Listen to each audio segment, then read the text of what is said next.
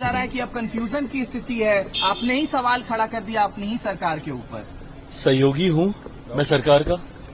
ऐसे में सहयोगी की जिम्मेदारी है कि सरकार में अगर कुछ चिंताजनक कोई ऐसी जानकारी सामने आए तो उस पर हम लोग चर्चा करके उसको कैसे हम लोग बेहतर कर सकें, इस सोच के साथ हम लोग कार्य करने की जिम्मेदारी मेरे ऊपर है बतौर सहयोगी।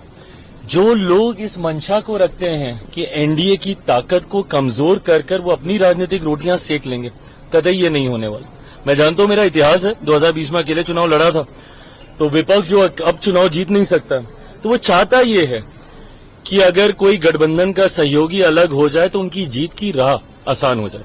ये होने नहीं वाला। मुख्यमंत्री नीतीश कुमार जी के नेतृत्व में हम लोग चुनाव लड़ रहे हैं।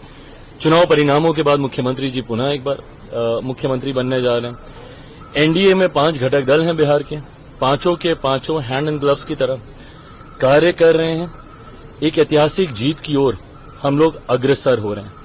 मेरे शब्दों में जो बगावत देखना चाहते हैं, मैं उनको स्पष्ट कर दूं कि एक बिहारी और सहयोगी होने के नाते वो मेरी चिंताएं हैं और उन चिंताओं को मिलकर रिजॉल्व करना एक कलेक्टिव रिस्पांसिबिलिटी हम सब की है और उसी भूमिका को मैं निभा रहा हूं। तो कतई संदेह ना करें। एएनआई पर आप हमेशा कहते रहते हैं और आप ऐसे भी बोलते हैं कि आप हनुमान हैं प्रधानमंत्री नरेंद्र मोदी के। ये बिहार का चुनाव काफी महत्वपूर्ण रहने वाला है। एसआईआर के मुद्दे पर लगातार सरकार को घेरा जा रहा है, इलेक्शन कमीशन से सवाल पूछा जा रहा है। अब आपने कहा था एक बीच की 243 सीटों पर मैं चुनाव लड़ने की सोच रहा हूं, इसको लेकर के विपक्ष कह रहा है कि अब सेपरेशन दिखाई देता है। जब मैंने 243 कहा था, उसके साथ ही मैंने इस बात को भी कहा था कि हर सीट पे चिराग पासवान बनकर चुनाव लड़ना होगा। क्या एक ईमानदार सहयोगी की भूमिका ये होती है कि जितनी सीटों पे मैं चुनाव लड़ूं मात्र सिर्फ उन्हीं सीटों पे मैं ध्यान दूं? तो कैसा सहयोगी हूं मैं?